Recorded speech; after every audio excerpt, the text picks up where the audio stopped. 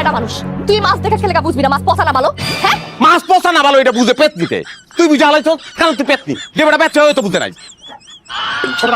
আরেকটা পাতিল যদি ভিক্ষা মারছ তুই আমারে পেট নি কিন্তু ফুদিয়া পাতিলের ভিতরে ঢুকে রাখ একটা খালি গায়ের মধ্যে আর দিবি তোর নানি নির্যাতনের মামলা 14 শিখে মাথাটা করছে। মামলা করবি না মামলা যখন করবি তোরে আফসোস মিটায় নারী নির্যাতন করবো তুই ছিল তোর এই সংসারের থেকে কি তেলখানা খারাপ কি মনে করছো বহুত ভালো ওখানে আরামে খাবো ওখানে আমাকে কেউ সোফা করবো না কি বলো দেখো তো কেমন অবস্থা পাতিলগিরি ঠিক করার লিগে আবার বাজার নিয়ে দিতে মাছ হইলে তোর উছিলা দরকার তোর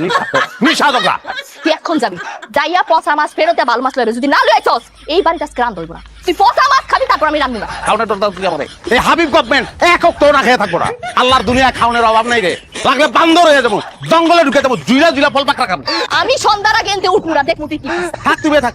বইয়া থাক তোরে কেউ উঠে চাইবো না তোরে বিয়া না করে যদি সিটকাপুরে একটা কোলবালিশ বিয়া করতাম আমি তাইলেও শান্তিতে থাকতাম কোলবালিশ তোর আরো করতো না শান্তি পাইতাম আমার জীবনটা শান্তি পাইতাম শান্তি নাই কি শান্তি তার ফোন আমি দেখা সংসার তোর কইরা গেছি অন্য কেউ হইলে তোর সংসার কপাল না তুই বেড়ে যাইতো কা রাত্রি বাইরে তুই বাইরে যা চল জামু কথা তোর কথা তোর মতো সাধারণ লোক সংসার করা আমার